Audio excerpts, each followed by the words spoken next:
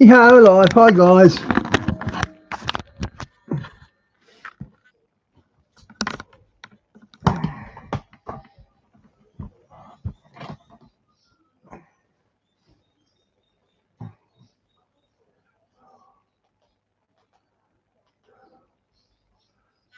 When pain means you can't get on with your day, choose Maxigesic. At maximum dosage, the synergistic combination of paracetamol and ibuprofen gives faster, more meaningful pain relief than either on its own. Turn I can't into I can with Maxigesic, the smarter pain relief.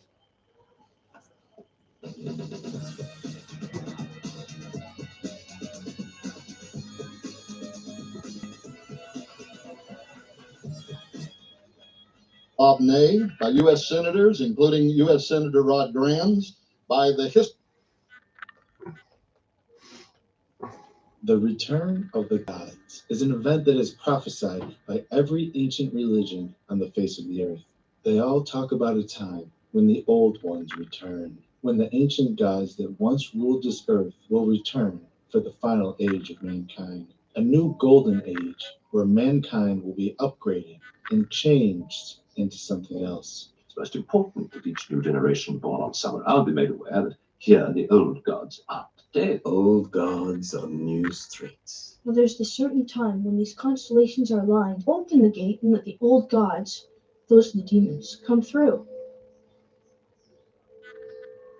In this new golden age, the ancient gods will live among men on the earth, in control of the earth, just like it was, known by Christians and Hebrews around the world as the days of Noah, and by the Atlantean age, or the golden age, by everybody else. What you're about to see has never been seen by the public. As far as I know, this has never been played online. It's an old presentation by Dr. Thomas Horn, laying out exactly what's about to happen. The quality of this video was very bad, and the audio was very difficult to hear. So I remastered the audio and tried to clean up the visuals a bit, because some of the information you're about to see has never been seen before. symbols are powerful. Did you know that? Yep. Especially to the occultists, symbols are very powerful. And that's what I want to talk to you about today. I want to talk to you about words and symbols. I want to talk to you about dates and all kinds of mysterious things like that. I want to qualify some of this in a moment. This is something for which I've been interviewed by U.S. congressmen, including Congressman Bob Ney, by U.S. senators, including U.S. Senator Rod Grams, by the History Channel, by dozens of radio and television shows, and even by members of the 33rd Degree Free Council themselves, and they have not refuted one time. I also believe that these forces can be powerful. Do you believe that we war against occultic forces? Yep. And do you believe that they also sometimes can be powerful? They can be persuasive. Timothy gives us Hey, Dave, good to see you. where Moses was Okay, by see you when you get back. Egyptian magicians Janus and Be Jambres. safe. And Moses is sent by God to go and stand before Pharaoh, and he takes a rod with him, and he gives him miracles to support God's demand that he let his people go, and if he doesn't, this plague or that plague is going to happen. And yet here are these magicians in ancient Egypt who can mimic most of the miracles that are performed by God at the hand of Moses. They can be very powerful. We also learn in Revelation 13 that when the Antichrist and the beast appear, they will have the power to call fire down from out of heaven at their command. Occultic forces are in the world. They can be very powerful. And here is the mystery. They also seem to know something about times and dispensations. And that is quite a mystery. The example I give there is where Jesus went into the valley of Gadara. And the wild men of Gadara come running up out of the caves. These demoniacs come running out of the cave, and they say to Jesus, "What have we to do with thee, Jesus, thou Son of God? Art thou come hither to torment us before the time?" And this is the Greek word kairos, which means a fixed time, an epoch that is waited for. In our terminology, we would call it a dispensation. And for you pastors and preachers that are here, there is a fantastic sermon here waiting for you. Hey, Talia, good to see you. Number one, they know something about times and dispensations. Secondly, they knew that that time had not yet arrived. But thirdly, they know when it does arrive, guess what? The King of Kings and the Lord of Glory is going to judge the dead and the living. He is the one that has the power. I like Tom Horn, even though he's passed, and I haven't seen this one, so I'm enjoying it already. I could tell you a story of a demoniac that I don't have time to tell.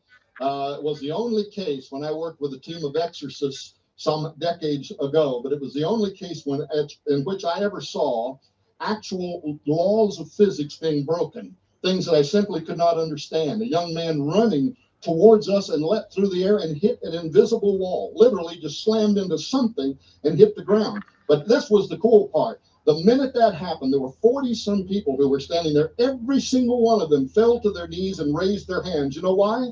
Because for the first time in their life, they saw undeniable proof that there is a God in heaven, and seated at his right hand is a man by the name of Jesus Christ, and every principality and power must bow before his authority. These powers know something about times and dispensations. All right, because of those points, they're in the world, they're powerful, they can be persuasive. They are warring to control what... I haven't seen Tom Horn since he passed. Decisions that are made by pharaohs, by presidents. Egypt's pharaoh is our president. They are warring for their mind. They want to control them. They want to take them somewhere. They want to take them, obviously, in a direction opposite of what God would have, either that executive level or even the people of that nation follow. And slowly, the process of gradualism, the drip, drip, drip, or over a slow period of time, we are taking away from preaching the Bible, Pastor Hoggard, that fantastic point you made last night. When you change the DNA, you change the body. And the body in this nation has been changed. The church is dying. We are no longer reaching 25-year-olds and younger. Yeah, their neither. worldviews more shaped by Star Wars movies and George Lucas and Hollywood than they had by the church. And this is, I don't know how old this is. It's got 2 months ago, but we know he died about 2 years ago. So it's good to see what he says back then. Has it happened yet? Because this has got to be, I don't know, 5 or 6 years old by the looks of it. And so they're persuasive, and that's what they're out to do. They're out to persuade a generation, but of what? And here is a great mystery. I was doing research on something else, and I came across this book, the Book of the Kumiel, the Council Book of the Yucatec Maya. This interested me because the Yucatec Maya had converted to Christianity following the Spanish invasion. And they still technically refer to their prophet as the Chilambalam, but the Chilambalam had converted to Christianity. And the Chilambalam started developing ideas around the Christian final judgment. And he came to believe that the prophets of his culture, who were forecasting a future in which their God would return, was a false setup for the Christ of Christianity and his appearing, and that something was going to precede it. In our theology, we would understand that entirely, wouldn't we? The coming of the Antichrist, the time of great deception. So I came across, this was a... Quetzalcoatl, I think that's the god they're waiting to come back. His name's Quetzalcoatl. By the way, this was academic research. The professor here, Richard Luxton, as far as I know, isn't a Christian. He had made himself a friend of the Yucatec Maya, and he was hoping that they would allow him to interpret some of their ancient books into the English language. And so he was doing academic research with the Yucatec Maya. The Maya had written this 500 years ago, and it contains prophecies concerning the future.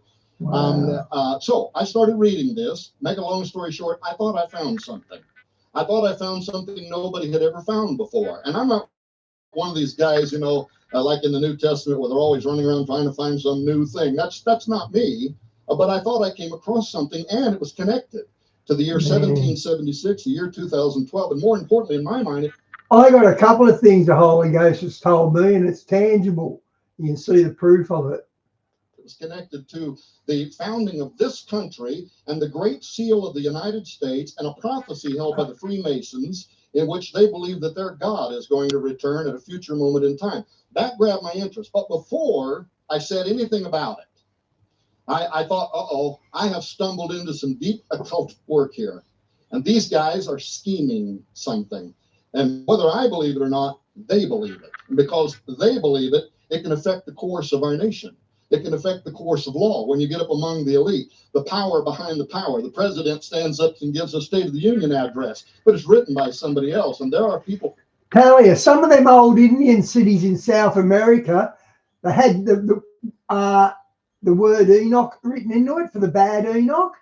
So who they believe is a descendant of Cain. So yeah, they relate the pyramids to that.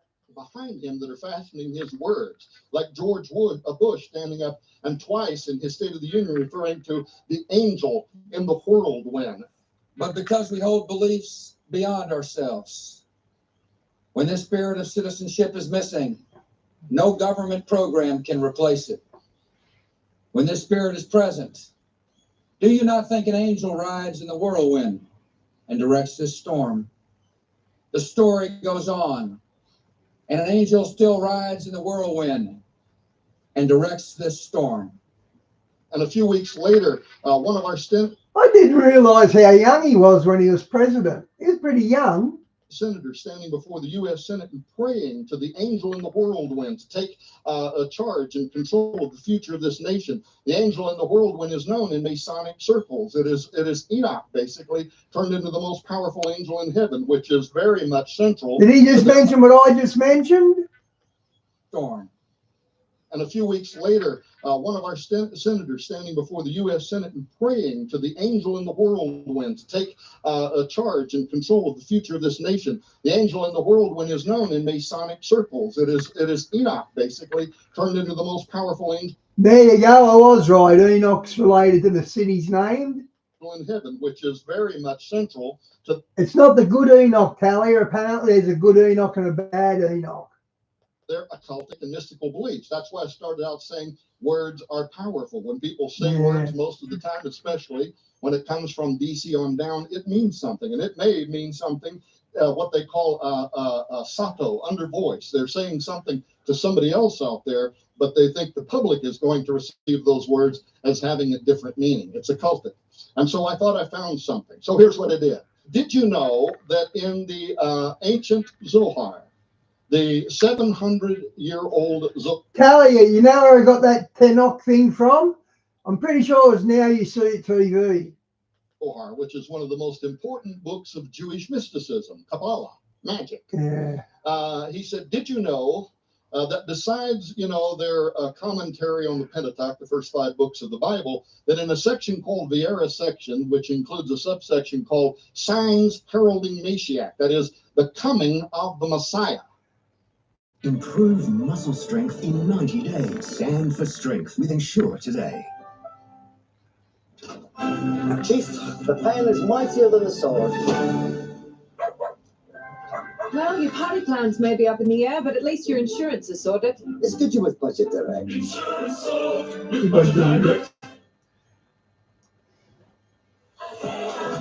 Hi, Tatiana. Welcome to the channel. Hard to say your name. Tatiana. Hi, Tatiana. Welcome to the channel. That'd have to be a Russian name, wouldn't it? Flight Centre, your centre for travel. Hey, I'm Cam, and this is my mobile toasting business. What are you after, mate? We've got Cheesy H crust, making the difference, Funky Town. Just got to run a few things by finance in my front office. It's comfy in here. My warehouse, just like in the picture, see? Welcome to the Institute.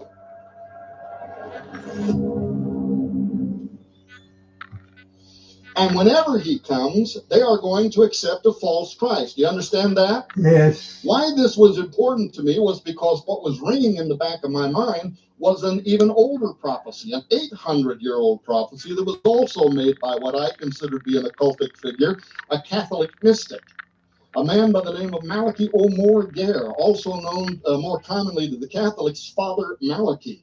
And Father Malachi, 800 years ago, went to Rome to provide an update on his diocese to. I wonder what went wrong. What went wrong with the last Pope being Peter the Roman? Because it didn't happen. It ended up being Leo. So I wonder what happened there and how do they justify it? The Pope, and while he was there, something seized him, according to the story. Something came on him, and he began to write down what is now famously known as the prophecy of the popes, in which he listed every pope that would ever exist from the first to the last, beginning at Celestine II to what he called Petrus Romanus, Peter the Roman. But look at what he said about Peter the Roman. He'll arrive during a time of tribulation, and then the Tatiana, sorry about the spelling. That's autocorrect. city of 7 hills will be destroyed, and the terrible judge will judge his people. So an 800-year-old Catholic saying almost exactly the same thing as 700-year-old Jewish mystics. They were prophesying the coming of their Messiah, who in our mind is the Antichrist. This guy is prophesying the last pope, the 112th pope. Well, guess what? Benedict XVI is the 111th pope. The very next pope, according to this prophecy, is Petrus Romanus. And which it wasn't. It was Pope Francis. This week, people were arrested who were plotting to assassinate the Pope. At any moment, you could have the fulfillment of these pagan prophecies. Now, I don't put these on a par with the Bible, but why is this happening? Hey, boss, good to see you, bro. Culture, Jewish mystics believe their Messiah would arrive, and a Catholic, and by the way, even some apocalyptic Catholics believe that the final Pope will be the false prophet of apocalyptic literature. That the false prophet on this side will point the world's religious communities to the political figure on this side, who is the Antichrist. And you're seeing the culmination of two, one 700 years old, one 800-year-old prophecies that are coming to pass at this very hour. Well, what happened then was a pattern for me began to emerge. And with my background in exorcism, Tatiana, they've got wrenches not to moderate so they can post links. This had special interest to me. I wondered, what are these spirits up to? What are they doing? What did they believe? Since spirits know something, both the good ones and the bad ones seem to know something about dispensations. What are they plotting?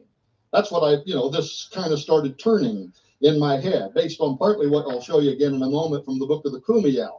But so I decided, all right, I'm going to do a little bit of research. There's also a series called The Lost Symbol Found, which was when Dan Brown came out with his book, The Lost Symbol, talking about a Bible that is hidden in the base of the Washington Monument. We spent 6 hours explaining why there is a Bible that is bound in a stylized magic 666 square in the base of the Washington Monument, and what that mysticism means from their own Masonic writings. So in any case, something began emerging to me, and I was curious about it. I'm curious George. I'm curious Tom. That's me. Always been kind of a stinker as a little boy, and when somebody said don't go there, I went, oh, see what I just did? I crossed. And don't think that I haven't been spanked by God plenty of times, so you don't need to come up and rebuke me.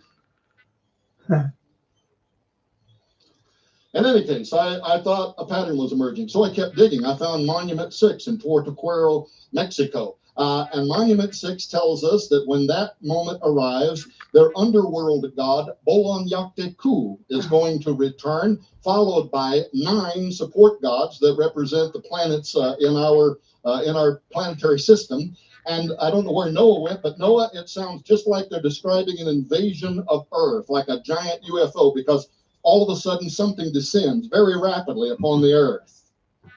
Is that going to happen? I don't know, but I know that the Bible tells me men's hearts are going to fail them for fear for seeing those things that are coming upon the earth. And there is a time of great deception and a time of lying wonders that could cause the world to accept what? An intergalactic Messiah, the return of the gods, the return of the Sumerian gods, something that could be extraordinary, beyond our comprehension, that could cause the masses of the world to panic and fall down in subservience to what we think of as the coming of the Antichrist. Anyway, that's what Monument 6 says. So I started looking into other cultures. I wanted those. It just Mesoamerican. I found out that the Hindus had focused on the same thing in the Hindu Kali Yuga calendar. This is the age of the male demon. And they too saw that the earth would go through catastrophic changes. Then I found here in the early Americas, 200 years ago, the Cherokee Indian tribe, in a whole series of apocalyptic prophecies, they too begin to prophesy the return of their feathered rattlesnake god. These are called the Cherokee Star Constellation prophecies, or more commonly the Cherokee Rattlesnake prophecies. And here's another thing for you investigators that like looking into this stuff. I want somebody to answer me why all of these cultures want to typify their god as a great dragon that has the power of flight, has the power to move through the air. The Bible talks to me too about a power of the air, and also refers to him as a dragon. And all of these cultures, the Cherokee see a flying rattlesnake god who's going to return. The Mayans see Kukulkan. The Aztecs see Quetzalcoatl, their feathered serpent god coming back from the heavens. And furthermore, as you'll see in a moment, on the Great Seal of the United States, the prophecy on the Great Seal speaks of the return of the god Saturn's reign over the earth and his son Apollo upon the earth. And if you look at ancient depictions of Saturn, he is pulled in his chariot through the sky by two winged dragons. All of this occultism. So I went back to Lexton's book, this interpretation of a 500-year-old prophecy, the Book of the Kumiel. Now, let me just real quickly, because I really got some stuff here I want to be able to say, and so I'll move through this part quickly. The point that grabbed me in this was that the Maya had recognized a direct link between the number 13, which is so important to our country, 1776 and 2012, in cycles and illustrations in a way that academic Lexton thought mirrored prophecies of the Christian Last Judgment. They mirrored prophecies of the Christian Last Judgment because the Chilam Balam had become a convert of Christianity. Shawnee, I haven't played him since he died, because I think the channel he was doing, like, he's on Prophecy Watchers or something like that, or Skywatch. They actually copyrighted, but after he died, they copyrighted their stuff, but I didn't check it was okay to play on YouTube. I jumped off it too early, so I had to recheck that out. This guy is brilliant, Shawnee. And he was speculating about what does all this Mayan stuff mean to him now as a Christian? It is pointing towards the coming of a judgment that is defined in the scriptures, in which there is going to be a clash between the powers of paganism and the powers of God. Yeah. When I read the Mayan translation by Lexton, here's what struck me. These elements. The final Talia, it is our circle. 13-step countdown of the Mayan calendar began in the... You know, when Jesus said, I'll spit you out. If you're not hot, I'll spit you out. We're hot. We spend a lot of time with Jesus every day. Well, I do. After I hang this up, I'd rather watch Christian Jesus stuff than a movie. So I check on Netflix and all them for the Bible stuff. Tubi's got the best Bible movies, and it's free. Year 1776, followed by 13 steps, ending with the return of their God. The minute that I read that, I said, that's describing the symbolism on the Great Seal, where in Roman numerals you have 1776, you have a 13-stepped uncapped pyramid, and numerous American historians have told us that those steps represent periods of time over which is this ominous eye of Apollo, known to the Egyptians as Osiris, known to the Sumerians as Gilgamesh, known in the Old Testament as Nimrod. And that, too, is verified by all of the best academic work of the Freemasons as well as American historians. That's not a disputable fact, and it's not Tom Horn's opinion. And the Freemasons would have done their research trying to find links.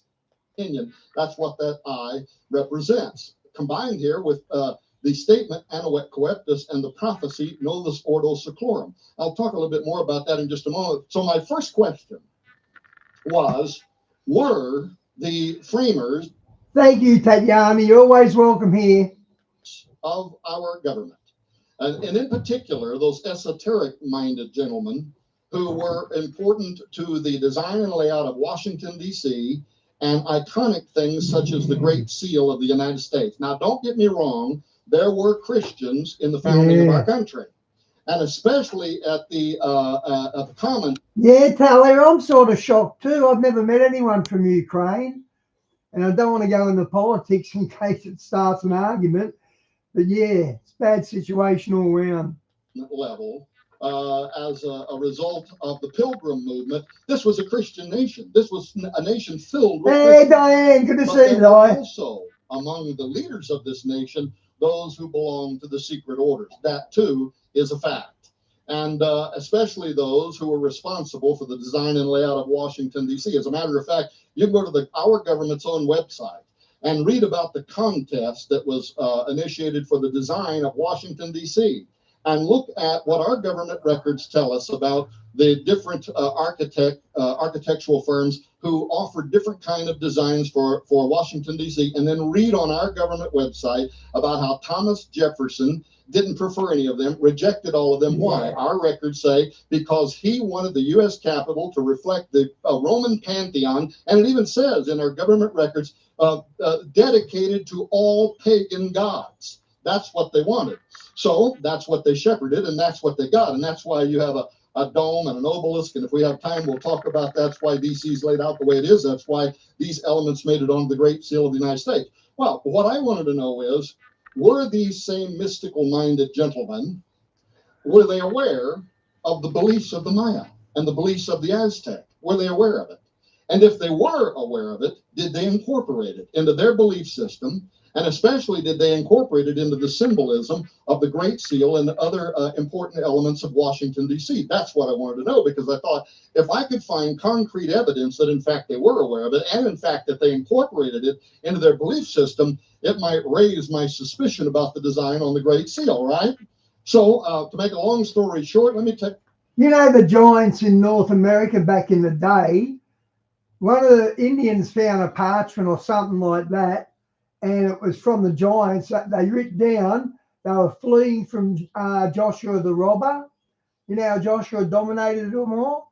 Somehow they ended up in America. I don't know if it's true. It sounded true. And that's what they said. It was really, really unusual. A little story. There's a man by the name of Constantine. Because, you know, Joshua the robber, he's the first one to beat them all, wasn't he? He's the first one to defeat the giants. No, Brumidi. Brumidi became the official government painter for Washington, but Brumidi cut his teeth in Rome, where he did work for the Vatican, where he restored frescoes in important ancient Catholic churches. Brumidi, when French occupied Rome, Brumidi migrated to the United States. He became a United States citizen. He immediately went to work for the Jesuits. Well, the Jesuits in New York City were considered to be the power base of Rome's interest in America at that point. They were very interested in making sure that they played a role here in early America.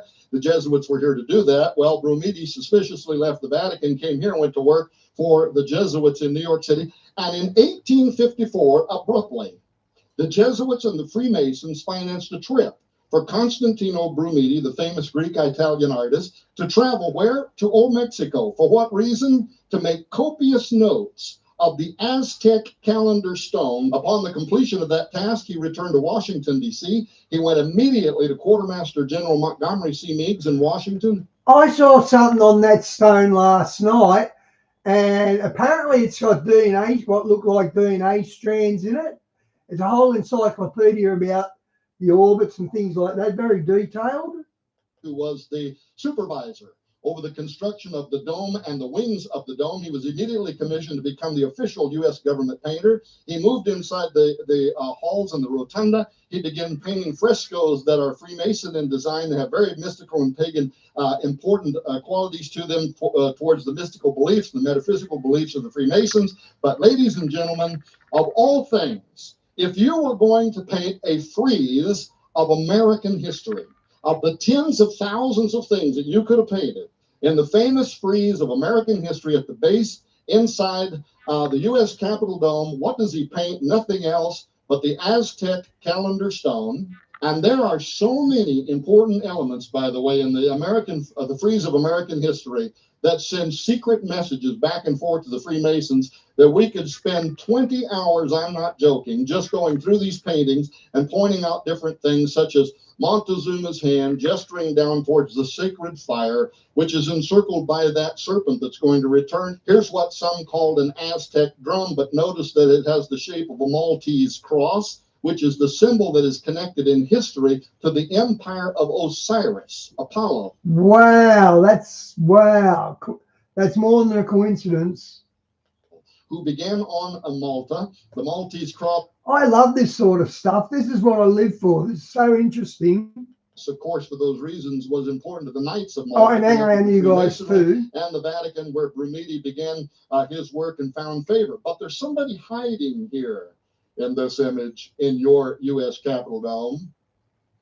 Pucker's herbal teas dive you into a world where honey mingles with lemon ginger trees, or where lavender dozes off with chamomiles. Pucker, discover a blend of herbal wonder. Lunchtime cravings kicking in? Relieve them with Nicorette, the #1 stop smoking brand in Australia. Our business mobile plans give you flexible 5G Australia-wide coverage from $25 a month.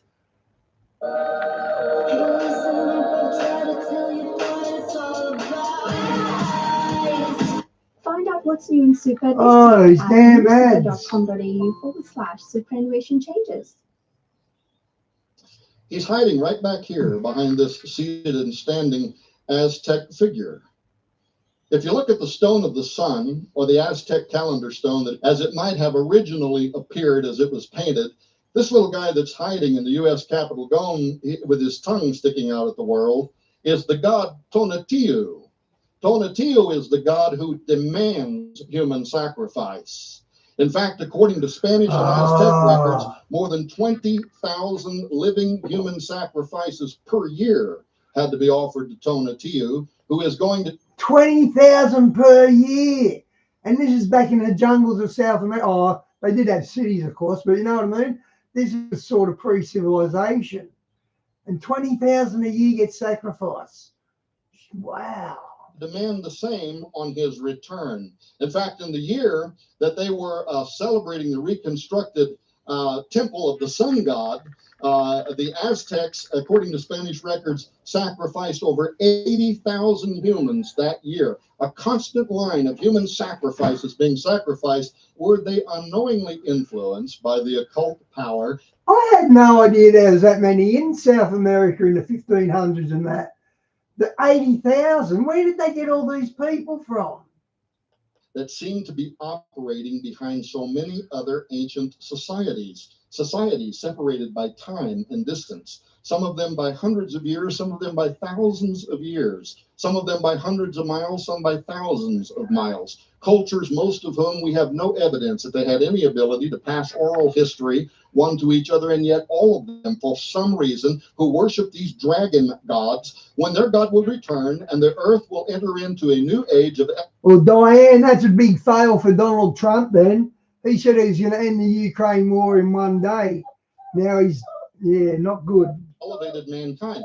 Most of them also, by the way, would speak in terms in their own mysticism, as I was talking about last night. We are heading towards a time where men are going to become demigods, according to the transhumanists, but they say the same thing in their own language. Man is going to be elevated. We're going to have a new golden age. The gods are going to return, and men with gods are going to be blended. It's all part of their prophecy. Is it part of the reason the designers of the Great Seal included so many prophetic symbols on the seal? And why put openly hidden prophecies on America's highest seal anyway?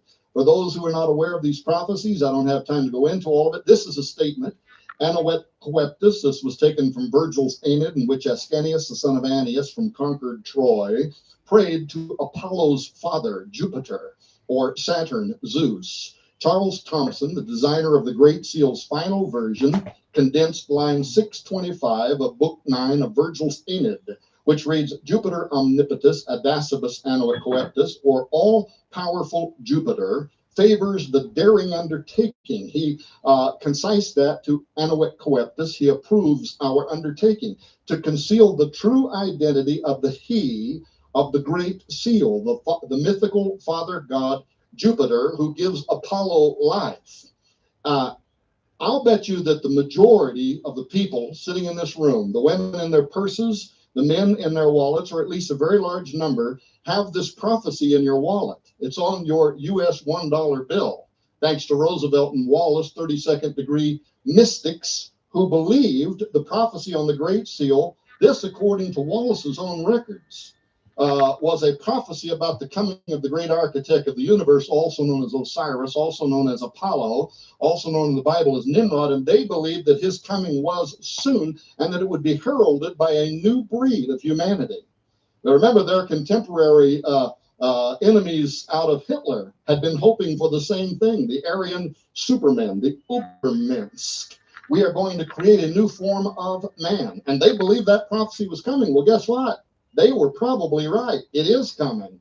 And now our technology has caught up to our mystical dreams, and we are about to give birth to a new form of man. But did he hide this? Because when you look at your dollar and it says, "In God we trust." Who do you Diane, I don't think we got the time left to them to prosecute the people who done that jab.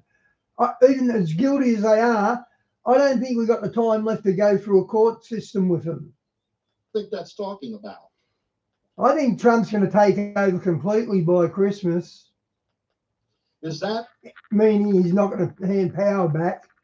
The God of the Bible? Well, you know, if you read, by the way, what caused the great push in America to get placed on our currency, the phrase "In God we trust," that's not really what they started out wanting. It was Christians. And they had actually said to Congress that in a hypothetical annihilation, this is their language, a hypothetical annihilation of the United States in the future, antiquaries of the future would have determined that America had been a pagan nation based on the symbols of the Great Seal and the way Washington, D.C. was laid out. Even the old-timers knew this. And they wanted something in our government that would reflect that widespread Christian view that was held among the mostly agrarian communities at that time. And it was opposed by the Freemasons. It was opposed by the President of the United States. They did not want something saying we are a Christian nation. And they finally compromised and put "In God we trust" because of the ambiguity related to that phrase, and that in some hypothetical annihilation of our country and somebody wanted to determine who is the God that's being talked about on the Bible, every symbol on our dollar would tell them it is Osiris. It is the ancient God, dying and resurrecting God. It is Apollo. It's he whose eye is hovering above the uncapped pyramid. That's exactly who you would determine this God was talking about. Well, here's the Novus Ordo Seclorum. That is a prophecy. It's taken from a prophetic line in Virgil's Eclogue 4, line 5, Magnus ab integro seclorum nascitur ordo. The interpretation of the original Latin being in the majestic roll of circling centuries begins anew. If I have time, I'll explain that. That is a prophecy of the Cumae Sibyl, who predicts the arrival of, in the end times, of a divine son. But who was the Cumaean Sibyl? Well, she was the most important prophetess of Apollo. She is the most famous of the Pythians. A prophetess, a Pythian, by the way, is what the Apostle Paul cast a demon out of in the New Testament. When in Greece and Macedonia, and it says that the custom there was to go out in the morning and make prayers. You remember this story? And Paul and his entourage went out to make prayers, and every day the Bible says that a damsel, that is a young woman, possessed with a spirit of divination, would follow them around and say, "These men are from God, they've come to show us the way of salvation." Now, interesting question. Why would a demon-possessed prophetess of Apollo do that? For the same reason the New Age movement quotes from the Bible.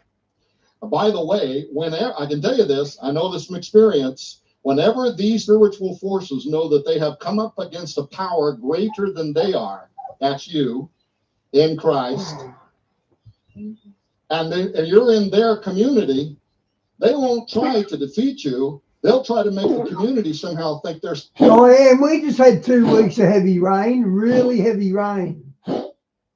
Somehow joined to you. So, but you know why? You're a fisher of men. Well, believe me, they are too. They are fishers of men. These spirits are fishers of men. And so they will join or try to make the appearance of having joined in order to draw people away into mysticism. And it's happening right now. I've never seen a day in my life. Why do I talk about this kind of stuff? Why do I talk about UFOs? Why do I talk about what is the occultism operating behind the year 2012? Because I pastored for 25 years. I was an executive in one of the largest evangelical organizations in the world for a decade. And I have never seen a time where the world is asking more questions that the church is afraid to talk about. And the young people in their churches that are asking those questions are then going out and they're asking people that are part of the New Age movement. They want answers. And if you won't answer their questions, they're going to find an answer to their question.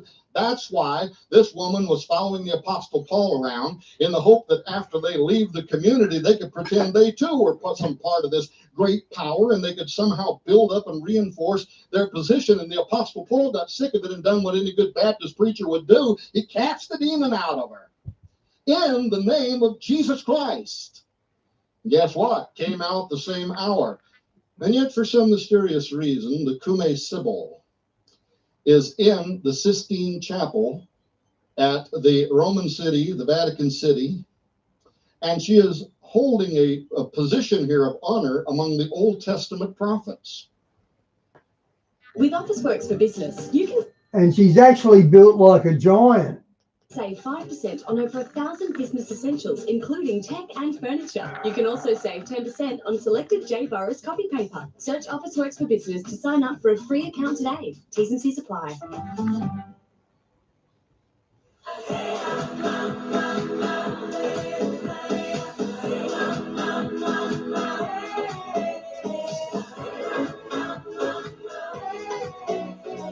Flight Centre, your centre for travel.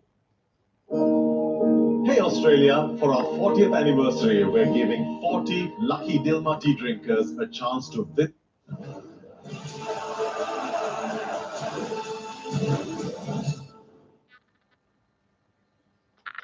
Michelangelo, who made the famous paintings there in the Sistine Chapel, he left a secret behind that I've never heard anybody ever talk about. I'm going to show it to you right now so you can follow up on it on your own.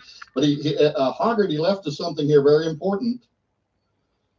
Count the digits on the left hand of the Cumae Sibyl. I told you she was built like a giant. I said that. Now her thumb is inside the book just like it is on this finger. And then you count her digits, 1, 2, 3, 4, and the fifth one is bent under or cut off, which could have even more significant occultic meaning. She's a 6-digited prophetess. Wonder why Michelangelo did that, because that dates back to the Watchers. That dates back to the offspring of those rebel angels that rebelled against God.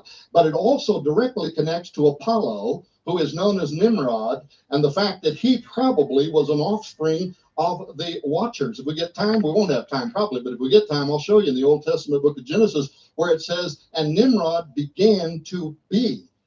And the Hebrew word there is Gibborim. Nimrod began to become a Gibborim, an offspring of the Watchers. Well, anyway, there she is. And yet, this woman who is held in a sacred place of honor there at the Vatican City, what is it that her prophecy that's contained on the Great Seal of the United States of America, what does it say? Well, the divine son who comes of the Sibyl's prophecy is to be spawned of a new breed of men sent down from heaven, what we talked about last night, as he receives the life of God, since he's heroes with gods commingling. This is taken directly from Greek mythology, where there was a marriage of the gods and mankind giving birth to the demigods. This is Watcher technology. This is what we're going to do in our technology. Now, let me give it to you quickly. Here's the prophecy that's encoded on the Great Seal. Am I talking too fast? The Great Seal. Now, this is the prophecy that's on the Great Seal. Now, the last stage by Cumae Sibyl's son has come and gone, and the majestic roll of circling centuries begins anew. That's where we take the phrase, a new order of the ages, the Novus Ordo Seclorum. Diane, I think they offered Biddy 15 with 10 at the beginning, and he knocked that back. Now he's found convicted. What I found with you guys is once you're convicted, you just get the book thrown at you. Okay, what's going That's to not what I was going to say, though. happen when this new world order is born? Justice is going to return old Saturn's reign. Bible scholars will tell you this is talking about Satan. Yeah, that's what I was going to say, Di. If you don't take their plea bargain and get found guilty, they hit you with a ton of bricks afterwards. I've seen that a lot. That's the American jails do that. We don't jail them for long as you do. I'm glad you jail them for a long time, the pedos and that. But we don't do that here.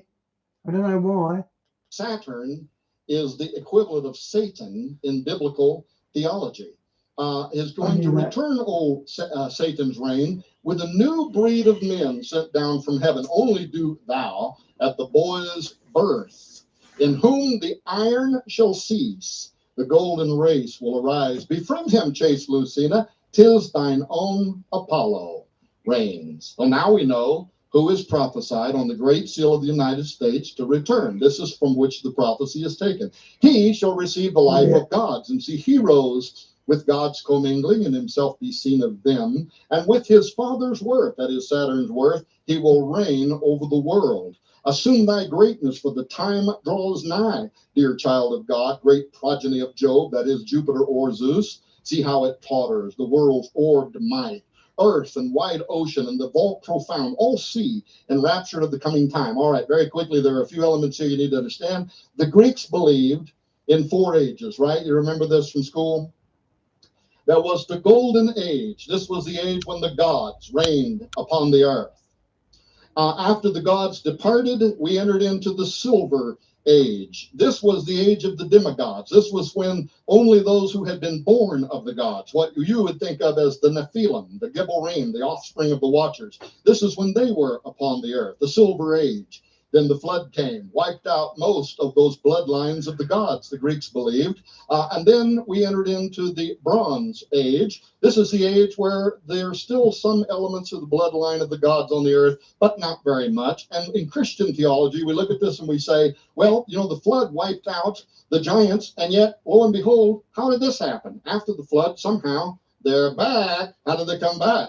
I believe there was a high level of technology that was used that's also going to be used in our age, but that's my theory. There's other kind of theories around this. J.R. Church talked about the bloodline of the Antichrist and the tribe of Dan. Other people try to figure out, but bottom line is they came back. Somehow the giants were on the earth again, but not in the great numbers that they had been before. This is the Bronze Age, when there's very little of the divinity of the gods from the Greeks' point of view left in humanity. And then finally, we enter into the Iron Age. That's the age that we are in now, where there is so little divinity left inside humanity. What do we got to do? We got to create a new breed of humanity. Exactly what the transhumanists are saying now. The mystics of old were saying the same thing. The day will come. If these gods are so powerful, how come they can't just leave us in the golden age? Why do we have to go through all these eons or whatever they are? When we will need to rejuvenate, recalibrate, alter, re-engineer humanity so that once again we can be an offspring of the immortals. But why should Christians care about a Sibyl's prophecy on the Great Seal heralding the return of Apollo? Because the Bible identifies the god Apollo as the same spirit, verified by the same name, that will inhabit the political leader of the end times new world order. 2 Thessalonians, let no man deceive you by any means, for that day shall not come except there come a falling away first, and that man of sin be revealed, the son of perdition. This is the Greek word Apollyon, which is the Greek's way of saying what we call Apollo. Apollia, Apollyon, Apollo. Revelation 17:8 ties the coming of the Antichrist with the return of Apollo. The beast that thou sawest was and is not, and shall ascend out of the bottomless pit and go into perdition, Apollia, Apollo. And they that dwell on the earth shall wonder, whose names were not written in the book of life from the foundation of the world, when they behold the beast that was and is not and yet is. This phrase is held by many theologians to Diane, the Jews and the Christians, they've won more Nobel laureate prizes than any other people, any other religion. Because I get into this with the atheists and the lefties I debate. They bring that up, so I throw that at them. Believe that it pointed to either a spirit or a personality that existed on the earth, was dead at the time or gone at the time of the writing of Revelation 17:8, but who will return in the latter days to either be or to possess the Antichrist. Both the Bible and ancient records and the prophecy on the Great Seal tell us it is Apollo. He is equivalent to the Egyptians as Osiris. In the Old Testament, he is called Nimrod. If we had had time, we would have talked about this question, but how could Apollo... Think of the vast. There's still a traditional giant, the Kandahar giant. So there's still traditional giants hidden in the caves. Apollo, Osiris, Nimrod possibly return in flesh or spirit as Antichrist, but it has to do with the Cumae Sibyl's prophecy of a new breed of men, and the same thing that I was talking about. Well, there it is, Genesis 10:8, and Cush begat Nimrod. He began to be, this is the Hebrew Halal, which means either ritualistically, he began to change sexually or to change genetically, or it can flatly just refer to the same thing when the Bible refers to all flesh having become corrupted upon the earth. He began to change genetically, and as he did, what did he become? A mighty, a Gibborim in the earth. He immediately sets out to build a tower. His eyes were opened, like we talked about last night, to new modes of perception, what the transhumanists want. Suddenly he saw something. He wanted to build a tower whose top would reach into the heavens. Roosevelt and Wallace believed it. Here's Nicholas Roerich holding the sacred casket. Wallace was a devotee of Nicholas Roerich. I went to the house of the temple. I want to know if there was anything to this, so I went to the lion's den. I had people praying and fasting for me. I took my wife. We went to the house of the temple. We went to the headquarters of the Scottish Rite Freemasonry in Washington, D.C. on 16th Street, and not on a public tour. We went and met privately with 2 Freemasons of the 33rd degree order. They took us inside. They answered every question except one. I'm going to tell you what that question was. When we went into the sacred room there, the chapel, with its giant altar, and I looked up at the 36-paneled magic 666 square that is used during the raising ceremony to bring forth the spirit of Osiris from the underworld to incarnate him in every U.S. president. When I was standing there, I'm familiar with the raising ceremony. A 32nd degree Freemason becomes a 33rd degree. They go through this process of raising Osiris from the dead to be incarnated within that individual. But what I had been told was that ceremony was secretly conducted at the inauguration of every United States president, beginning posthumously with George Washington and extending to every U.S. president. And when I asked them if that was true, they would not answer that question. One guy got nervous and walked out of the room. The other one just stayed nervous and stood looking at me. And my wife gave me a look like, "Don't press it, buddy." I believe the greatest conspiracy of all time is sitting out in Washington, D.C. It's also here at the Vatican. This is the ancient structural representation of the womb of Isis. This is the ancient structural representation of the erect male phallus of Osiris. Your capital city is laid out as a magical construct based on ancient Egyptian beliefs for the exact purpose of raising Osiris from the dead so that he could be incarnated within every U.S. president. That's the way the city's laid out. It's also laid out that way at the Vatican. Did you know, Noah, that when Pope Sixtus went and they got this obelisk, they took it from the ancient city of Heliopolis, what is called in the Bible the city of On. It was dedicated to Osiris, Isis, and the sun. If you look at the Vatican from, say, a drone 1,000 foot in the air, it's a cobra. The Vatican's a cobra from the air. That St. Peter's Basilica, that's the fans on the neck of the cobra. God raw, and when Sixtus the Pope brought it there, he tried to conduct an exorcism on it to cast the spirit of Osiris out of it before planting it in the center of the Vatican City. All right, there's a reason why the Washington Monument has a magic square in its base where a Bible is bound. There's a reason there's a magic 666 square above that altar in the house of the temple where I was at. There's a reason there are 72 pentagrams. In their Gnosticism, they believe 72 demons control the nations of the earth, and they have bound them at the base of the apotheosis of Washington. This is the underbelly of the U.S. Capitol dome. It's called the apotheosis of George Washington, which means to become a god. What god did he become? Well, look at the heaven that he's rising into. There's not one Christian symbol. There's no Jesus. There's no cross. There is no Michael the Archangel. Every part of the underbelly of the U.S. Capitol dome is filled with pagan gods. Here's the god Vulcan, whom Manly P. Hall tells us fills the Freemasons' hands with the seething energies of Lucifer. That's the heaven he went into. At his funeral, Freemasons cast figs of acacia upon his body to represent that he had gone into the underworld to take his role as Osiris so that the next president could become the resurrected Osiris. Well, the occult have a plan. God has a... And as soon as they die, they find out how wrong they are, and they end up in hell, but it's too late. Better one. So what do you think about that presentation I just showed you? Because in my opinion, it's one of the most important presentations I've ever seen. Yeah, it was impressive. So make sure I enjoyed that.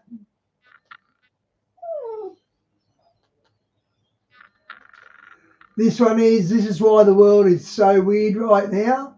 The alien science conspiracy, how Satan is corrupting and then it runs out. Come Do on, you need ads. it? With Cavoodle.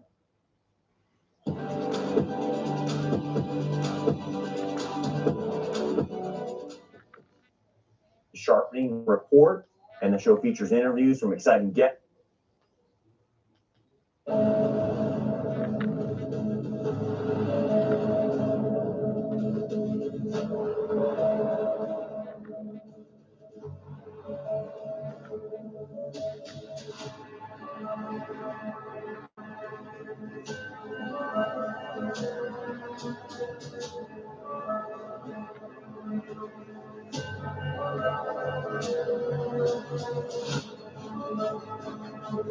Yeah.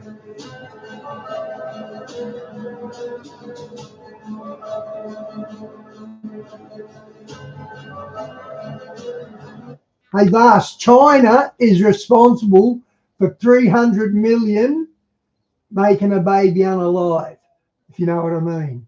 So they got some big judgment coming their way, 300 million. And there's a big shortage of women there because they made it a one-child policy for a few decades. And all the parents started killing the women. Oh, I can't say that. All the female children started not showing up. And now they got a big influx of guys, like 10-1 with chicks. So, yeah, China's in a bad way. And they hate the West.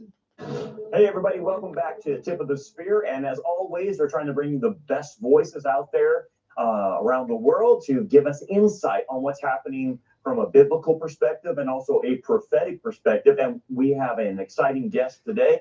So I'm going to give Skywatch another go. That's what Tom Horn's, that was his show. Josh Peck. I stopped playing him because when Tom died, I thought they copyrighted. But someone copyright, but do use it on YouTube, but I didn't know that at the time. I just saw the copyright and panicked. So I might start doing a bit more of Tom Horn. Author and hosts a show that you can watch on YouTube and on his website. He writes mainly about prophecy and, get this, quantum physics. So yeah, so very interesting perspective, and that's why I'm excited to bring him to you guys today. He is also the host of a show called The Sharpening Report, and the show features interviews from exciting guests who are experts in their fields, and he tackles biblical prophecy and science, which is interesting. The supernatural, obviously, current events, politics, and all kinds of topics, including those topics on the fringe that you wouldn't necessarily hear in most venues. Several websites I found. Daily Renegade is one of his platforms that he uses, and he has the Sharpening Report on that. And a little bit about him on YouTube. You can find him at Josh Peck Disclosure, and he has all those platforms available to you. If you're out there searching, that's where you look for. So I want to welcome to the show Josh. Josh, thank you for joining us, man. Great to have you on.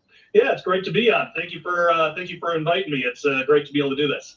Yeah, amen, amen. We've had some scheduling issues, but we finally got them all worked out, and we got you on the show. And what I wanted to do, Josh, is introduce you to a lot of our audience that may not know you, get familiar with your work. I don't know who this guy on the left is. I've never seen him before. Can you give us some background, like where are you coming from? And you come a specific angle of prophecy and physics, so kind of explain all of that. Sure. Well, ever since I was a kid, I was a sci-fi nerd. So I've always had a real interest in science. And one of the biggest questions I had when I was a kid is like, not only how does science fit in with the Bible, or does it at all, but beyond that, what about some of these science fiction elements that were on all these television shows and movies I was watching? Like, what about aliens? That was a big one for me. Yeah. How do aliens fit into the Bible, or does it at all? And I remember I would go to my pastor. I was brought up Baptist, and so I remember being really young, and I would go up to my pastor and ask about it. And the answer that I would get is, well, Josh, all of that's demonic. And I would ask, okay, well, how do we know that? Like, where in the Bible does it tell us that? And he would say, he would just say, well, you just got to take it on faith. And for for my mind, at the time, even at such a young age, that just wasn't a good enough answer. And and I'm not saying anything bad about that church or that pastor. They're the ones that introduced me to Jesus. So I got it. But Diane, they'll bring out this next thing they're planning, and all this checking out what went wrong with the other jab. That'll all be forgotten. Everyone will be getting sick from the new jab they're giving us. But at the time, That's just my opinion.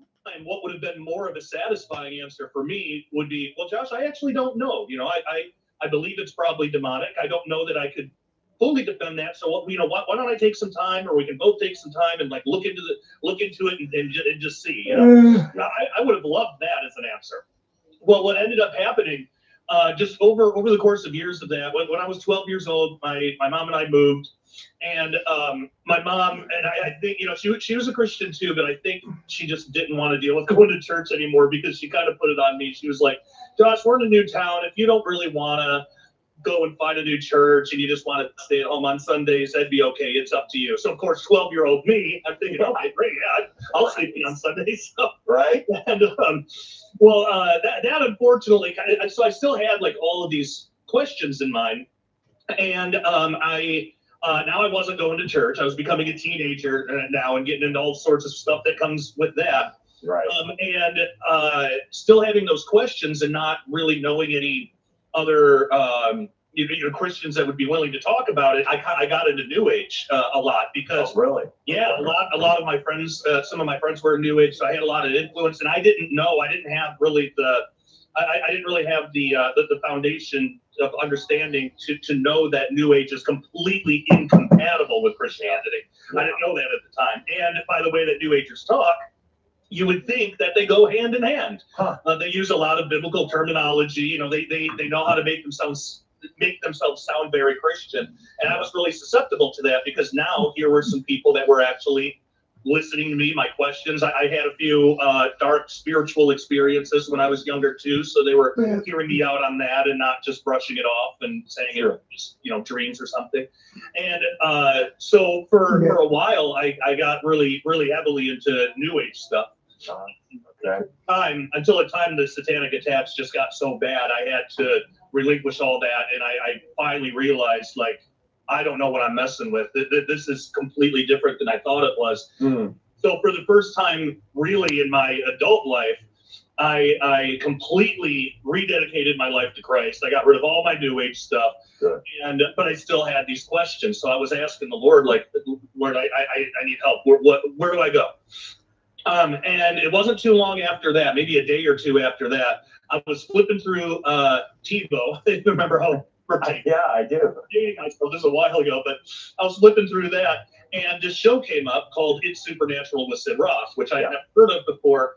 And I'm not denouncing it or endorsing it. I'm just saying, at the time, just coming out of New Age, Sid Roth has anyone on his channel. All they got to do is say they've been to heaven and they're on his channel.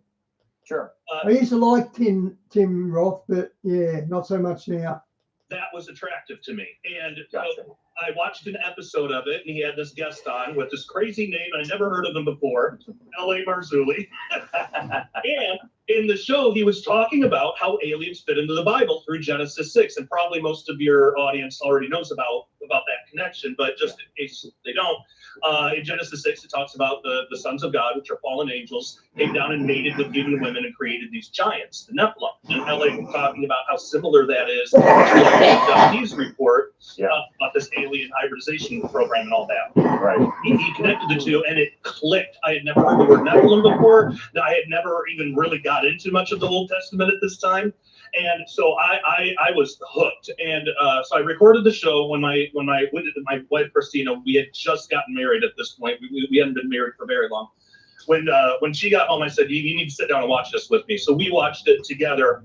And then we started doing, we started praying together. We started doing Bible studies together. We ordered some of LA's DVDs, which led us to Gary Stearman and Tom Horn and people like that. And that really opened the door to this whole group of people, group of Christians that I didn't know even existed, that are willing to talk about these things, not tell you you're crazy, not tell you you're just chasing after demons if you wonder what aliens are, you know, none of that, but actually are open, but still like rooted in the word and are really careful. So it's not like, you know, new agey kind of stuff. Sure. Or they'll accept almost anything except the actual biblical truth.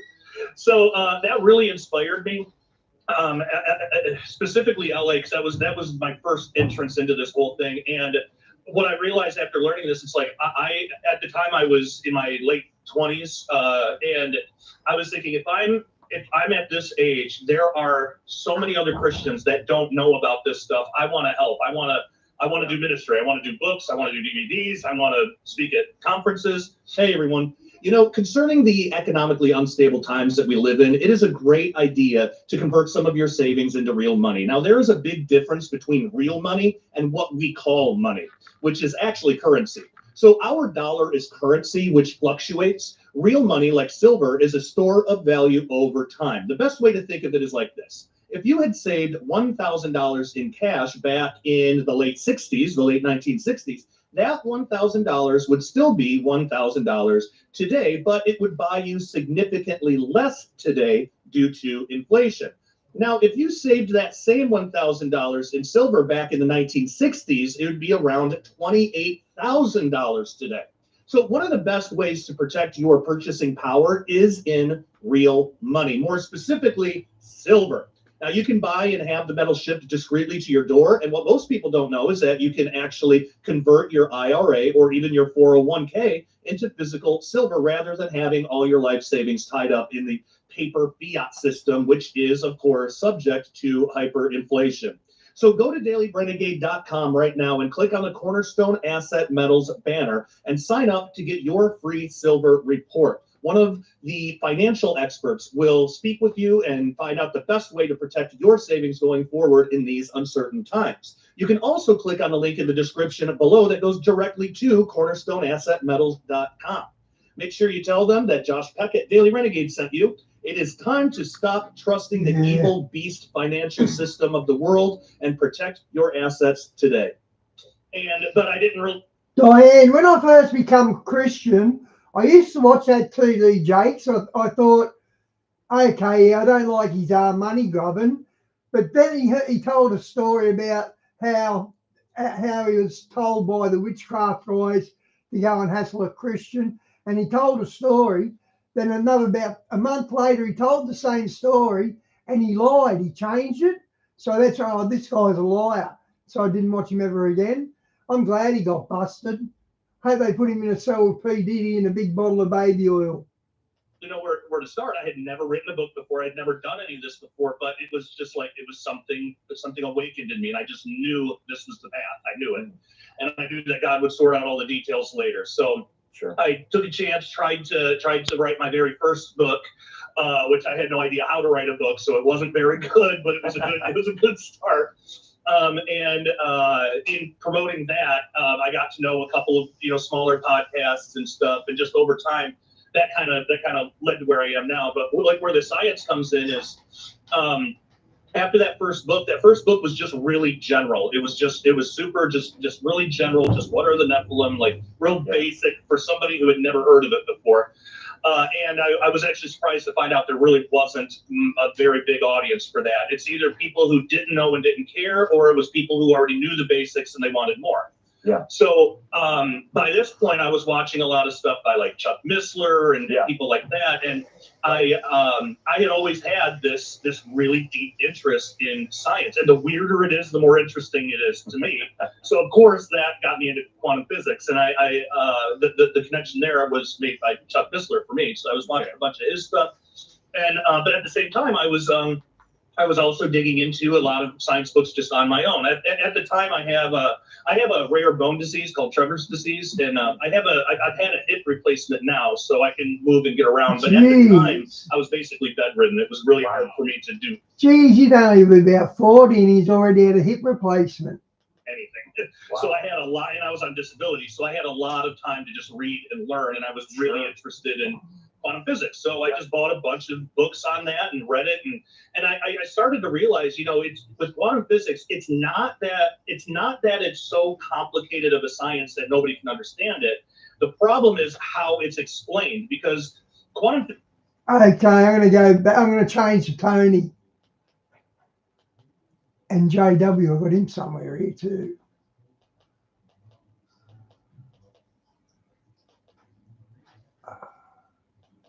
There he is.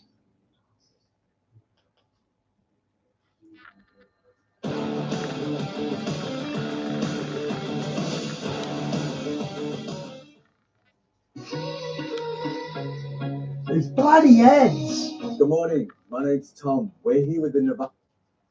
Here with Hollywood actor Michael Shannon. Can't you tell that something has changed? This is Tony. Hope you're all doing well. Got a number of things to get into in this video. We have, of course, some from Hollywood with actor Michael Shannon. We'll get into that in a minute. So I do 2 hours. I do an hour mainly, and the second half's doing the Tonys and things like that, and JW TV and things like that. Of course. Also, what just happened, or what's currently happening, of course, in Texas. We'll get into that as well. Yeah, and sure. Actually, there's a lot of updates with regards to that. We're going to get into actually a lot of other things, particularly AI. You're not going to believe I got this big story that just came out.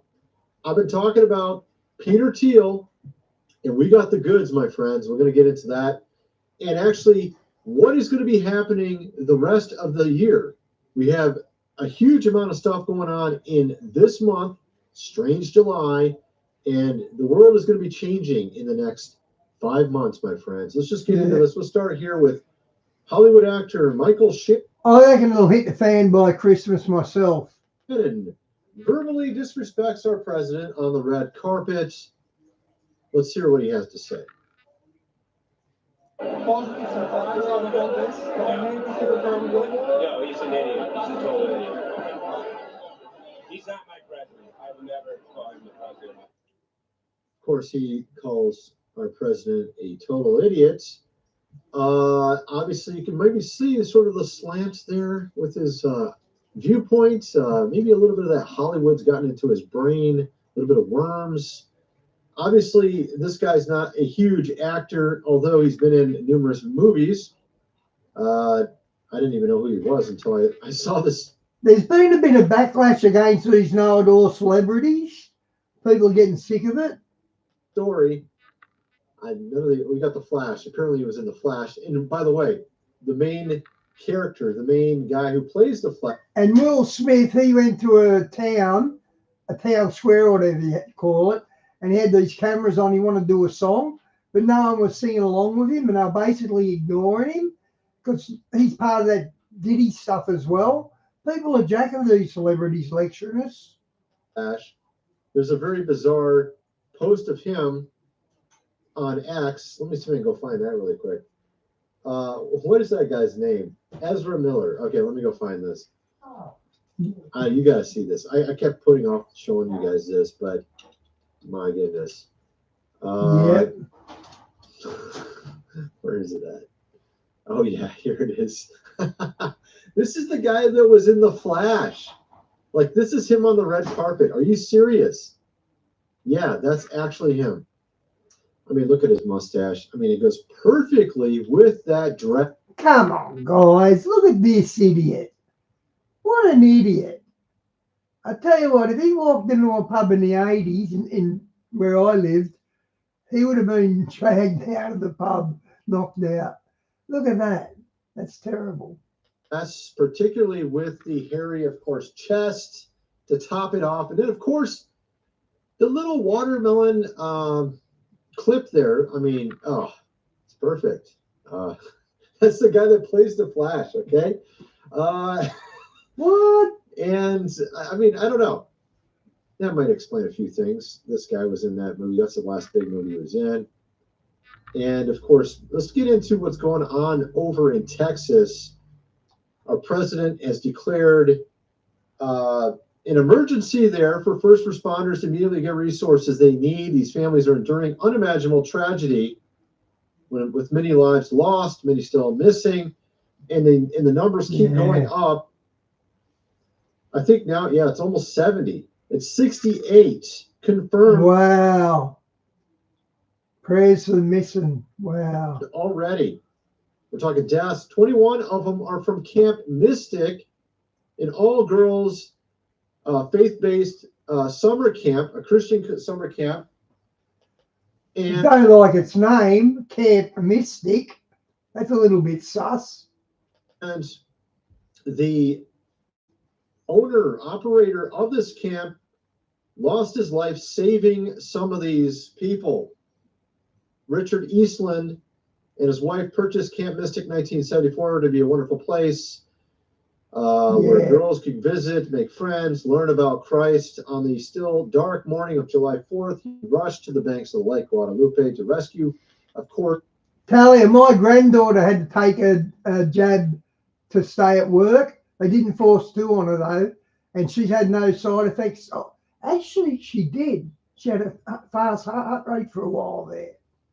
The girls in his camp, but was swept away by rushing water.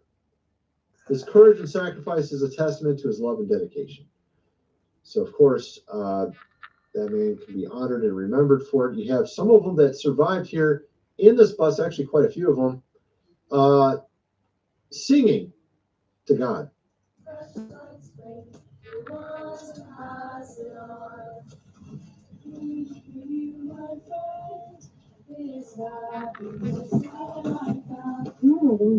What? My goodness, man. Look at Oh, that's where the flood went through. Is that what they're showing us?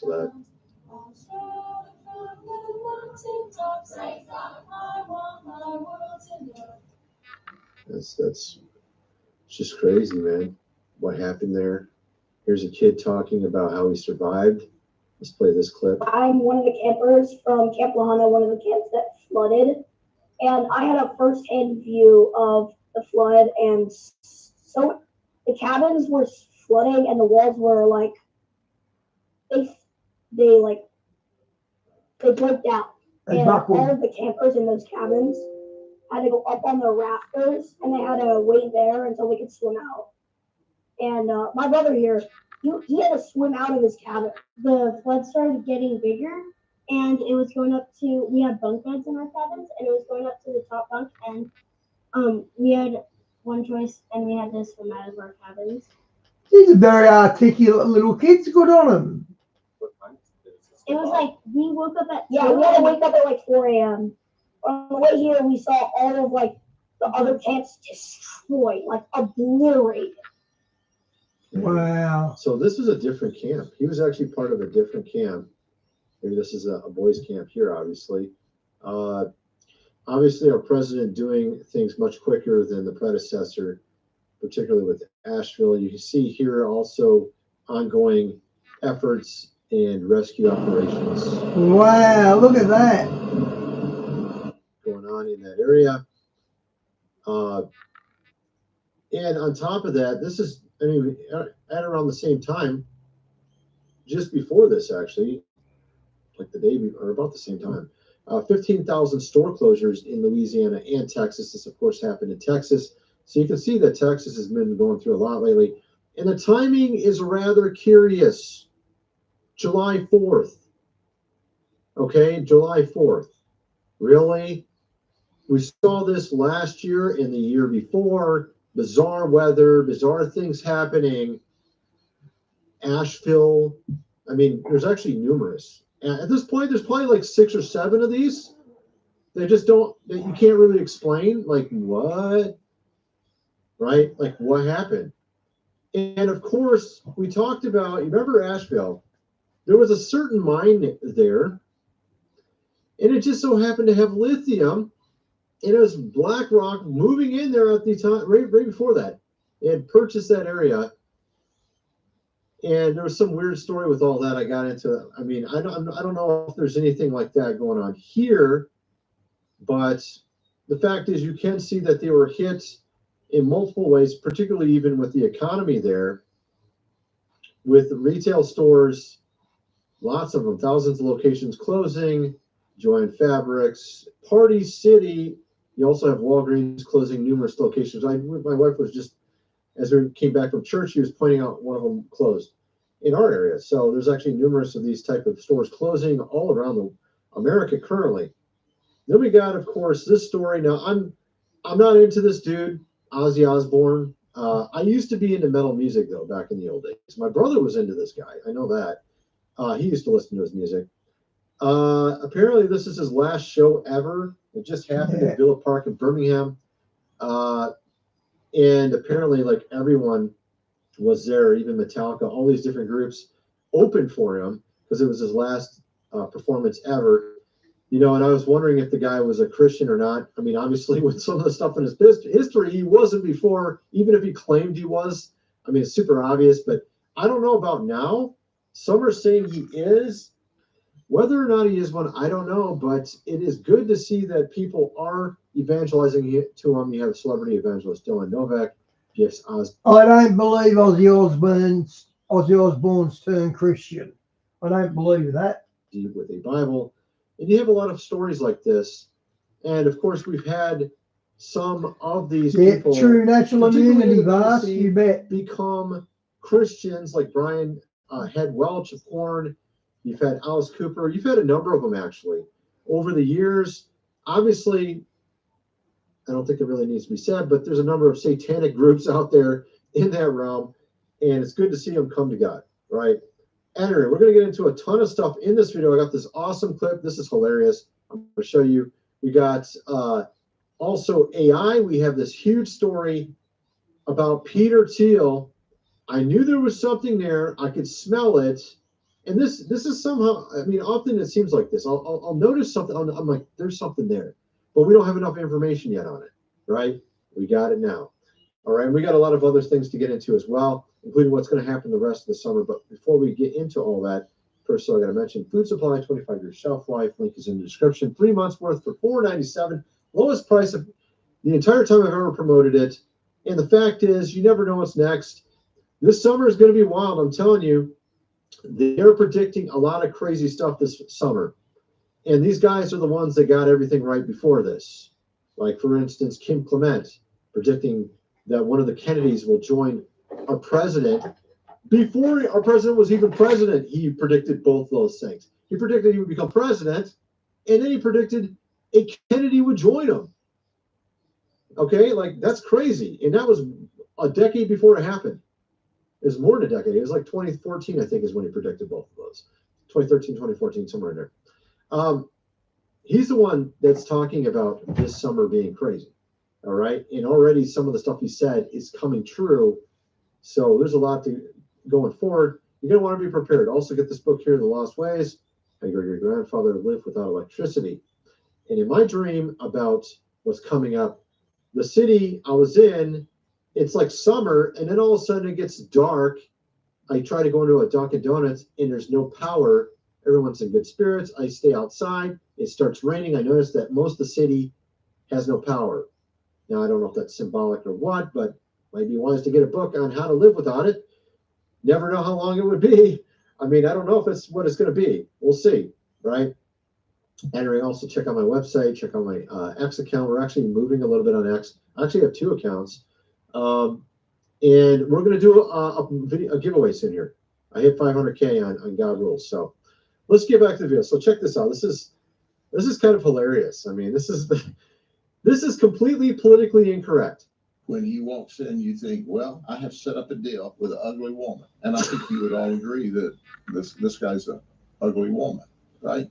This is what you really get when the makeup comes off. You decide that you no way. She comes in and she's already uglier than a mud fence. And then as you start to engage, you find out, hey, this dudette is a dude, and look what he really looks like. He looks like he should be in a Scarface movie someplace.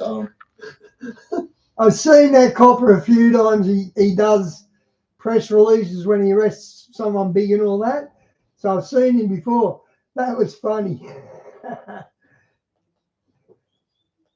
That's what you really get when the makeup comes off. You decide that you want to hook up with a woman. You're in a bar. She comes in and she's already uglier than a mud fence. And then as you start to she's uglier than a mud fence. She's uglier than a bank robber's dog. find out, hey, this dudette is a dude, and look what he really looks like. He looks like he should have been in a Scarface movie someplace. This is so funny, dude. That's how we used to talk in the old days. You know what I mean? Improve muscle strength in 90 days. Stand for strength with Ensure today. You're watching Two Tally and the Sheriff. Pencil, a new notebook, texters, a laptop, headphones, camera, and all that kind of stuff. New term, new school supplies. Shop our everyday low prices at Officeworks.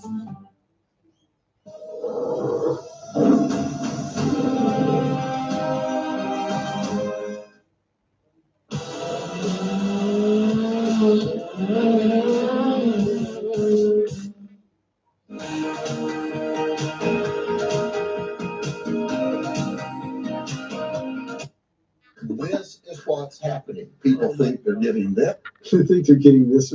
Well, I mean, you're probably in a bar. If you're thinking, you see this, you're like, oh, she looks pretty good, you know? I don't care how drunk I'd be, I would not go near that, even if it was a chick. You had a few drinks, and then you end up with this dude in the morning. Oh my goodness, that's really bad. But you get the joke. You get it, right? So it kind of feels like the expectation of reality with our previous president. I mean, maybe that was part of kind of what it was. Halfway through 2025, and AI has already replaced 94,000 tech workers. So we're seeing our president bring back blue-collar jobs, which will also create white-collar jobs like tech jobs as these companies come back to America. These car manufacturers, we have Apple bringing a lot of manufacturing back to America. What our president did with these tariffs is very good, okay? But you have all these, so you have two plans going forward still. You have a president's plan, which is kind of in line, I would say, with God's plan, not obviously all the way, not rocket science, but then you got sort of the devil's plan, which I feel is essentially what these people at the top have been trying to do all along. They don't like you and I around very much. They like robots. They like to have billions of dollars and robots doing everything and everyone having to follow everything they, of course, say, right? The utopia of someone like Bill, of course, Gates, for example, probably would like this stuff. And he actually was talking about AI recently. You have Peter Thiel talking about it. I've shown this clip. I don't think I should play it again. I think well, actually, I don't know if I've shown this on my channel. Have I shown this one on this channel? Let me see if I have or not. Let me check really quick. I don't think so. I can show it. All right, let me just play this. I don't think I've played this before here.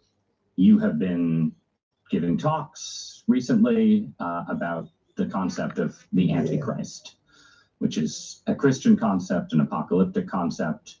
What does that mean to you?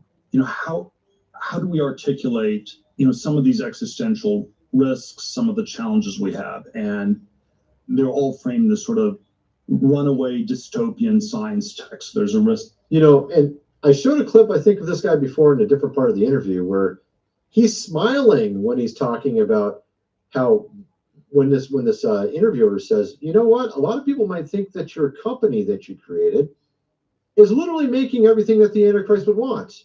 And then he starts smiling when he says this and tries to kind of brush it off. And I was like, you know what, something ain't right here.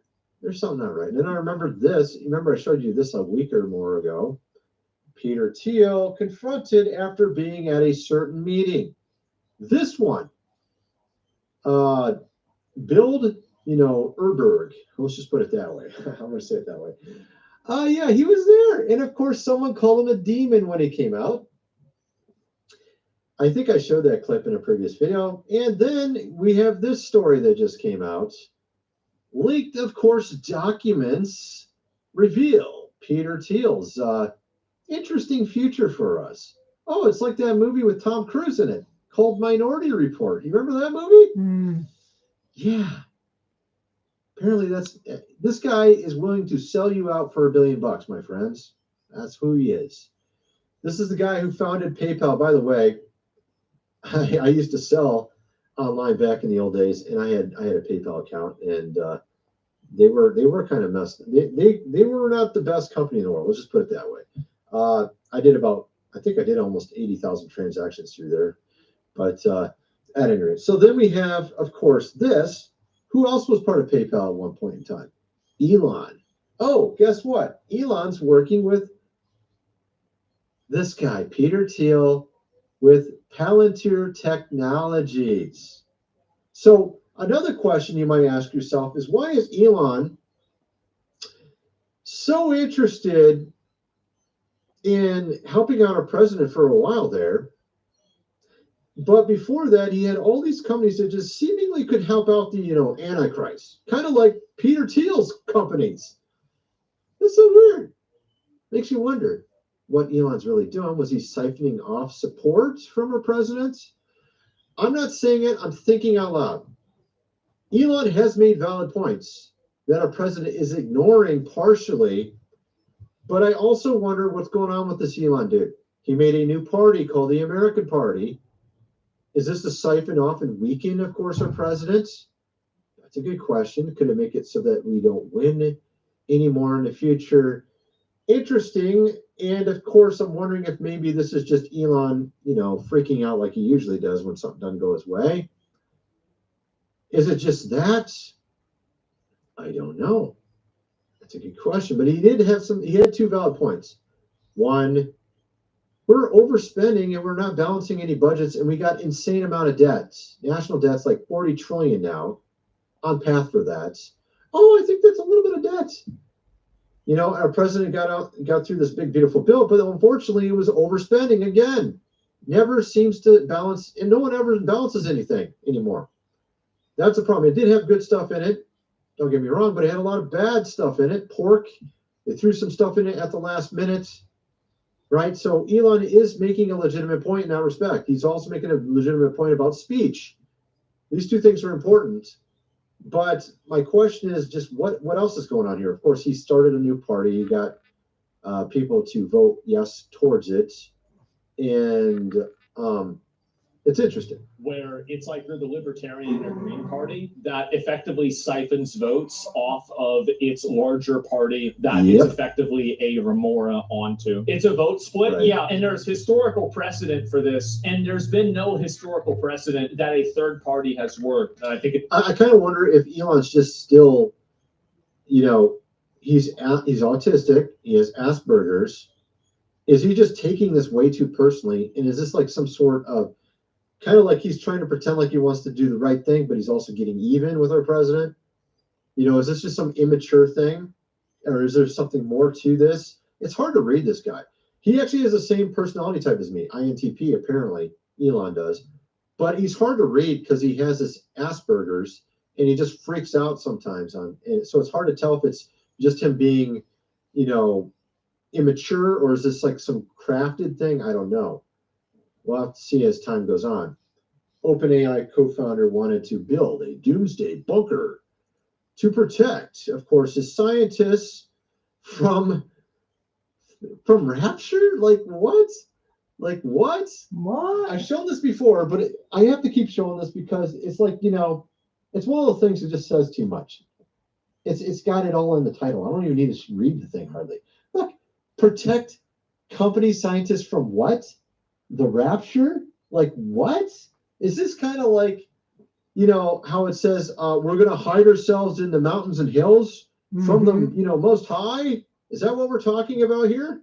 Like what? Now, again, if it was only one OpenAI guy saying, Bas, you and I were talking about that last night, weren't we? Stuff like this. Yeah, okay, maybe the guys are just a little fruity. I don't know. All right. No, actually, there's another one who created a website saying that in 2 years it's going to be like Terminator. Let me go find that. I've shown it before, I think. My goodness. OpenAI 2027. Yeah, here it is. Here's the website right here. We talked about how they're going underground to hide underground under the rocks. We were talking about it last night. Hello. Hi there. Wow, this is one impressive lineup. Welcome. Been here 3 years now. Trust me, it keeps getting better. What brings you to the wall? All their satisfied customers. It's such an honor. Nice. That's ace. I'm impressed. That's great. So you've turned 45 and have early stage bowel cancer. You just don't know it.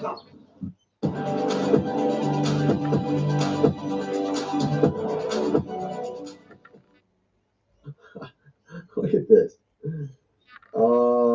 We predict the impact of superhuman AI over the next decade will be enormous, exceeding the Industrial Revolution. And then he has all these predictions as time goes on. Mid-2026, China wakes up. Late 2026, AI takes more jobs. It just keeps going, right?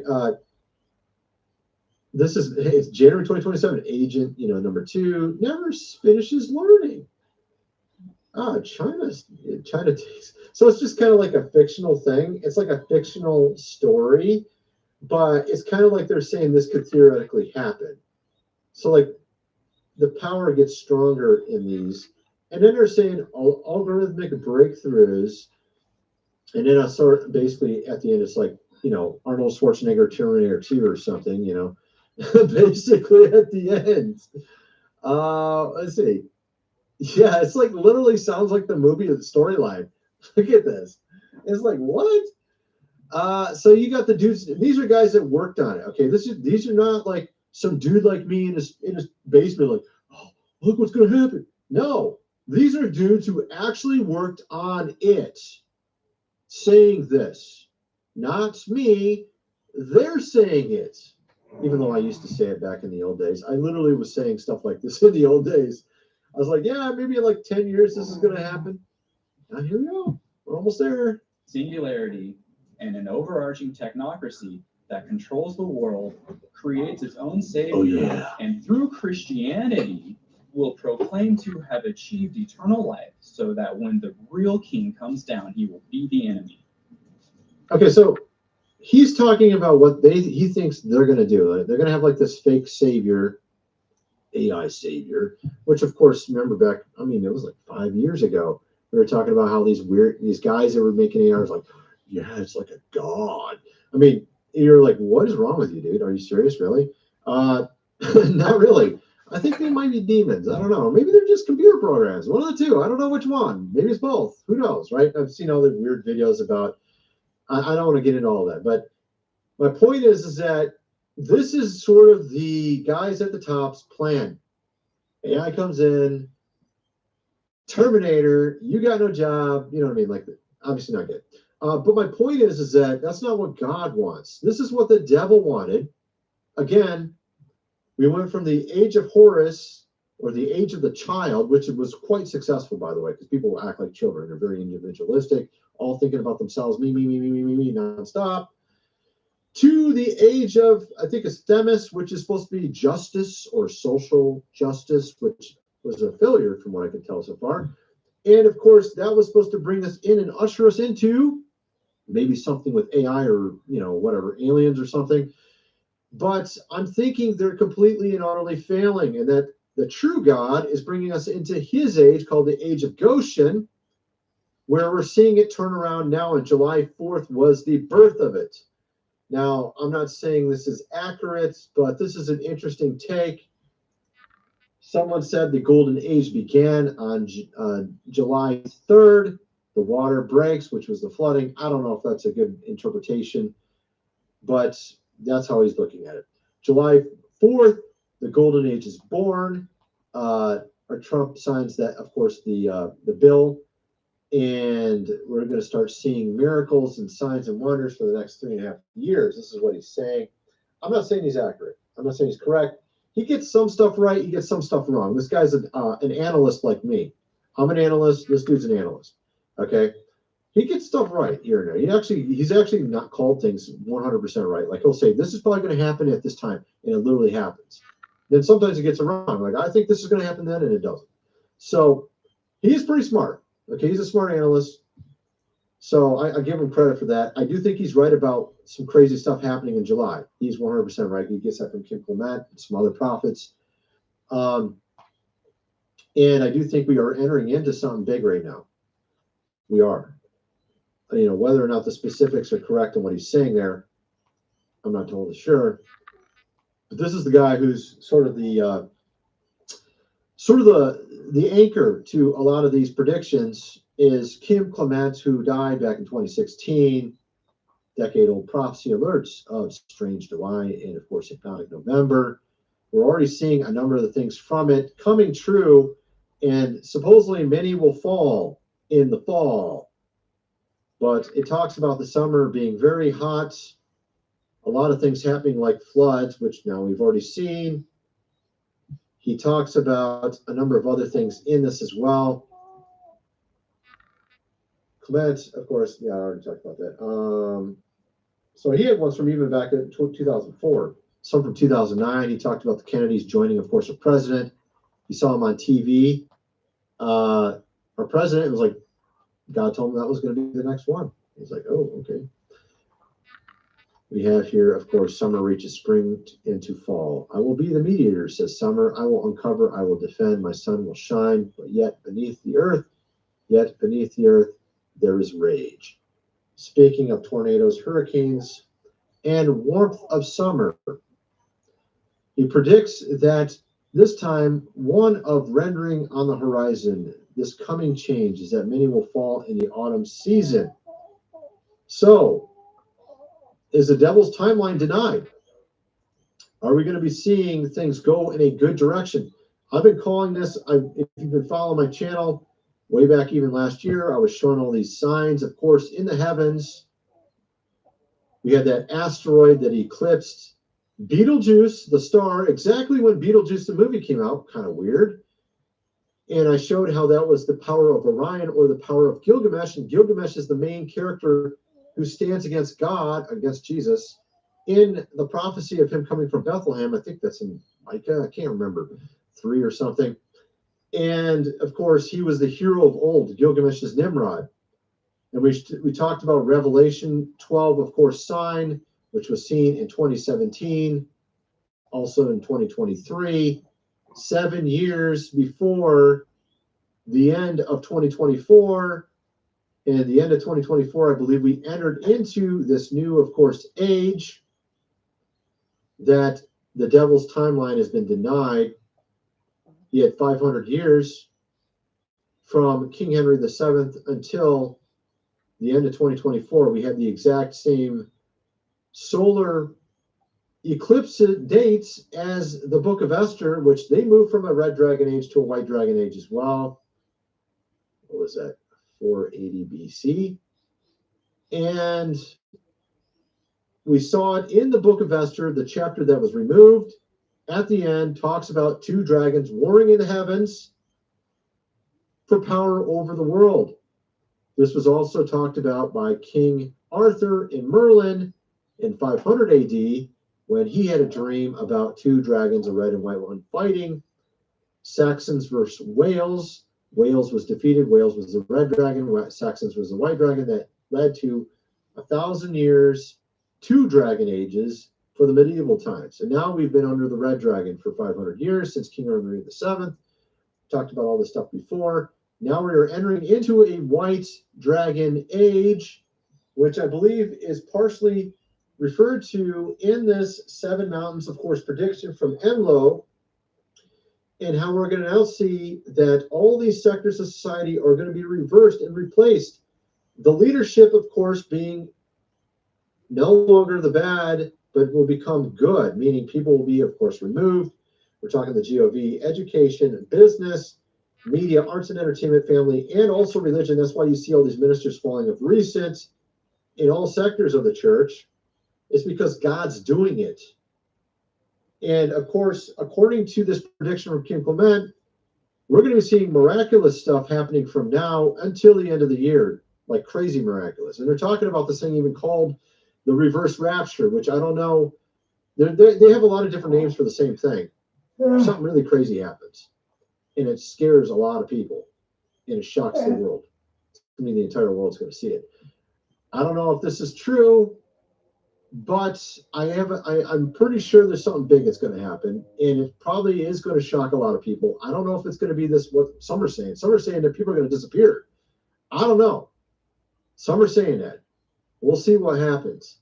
And stuff that's been happening. So like I said, the devil has his plans. God has his plans. The devil thinks he's going to keep going. He's going to get denied. He's already being denied. But the devil also has not only plans with, of course, AI, but also things like bringing back, of course, dinosaurs and species that have become extinct. And of course, we have this new movie, Jurassic World Rebirth. It is, what is that, coming out soon here? And of course, they brought back the dire wolf recently. And I'm gonna get into all that in a new video. And also get into this something else that's really curious. It has to do with I won't say it now, but with something very interesting that's related to that. Editor, that's my video. I'm kind of wondering what some of you guys think. Let me know in the comments section below, and thanks for watching. Okay, guys, I'm going to finish off with JW.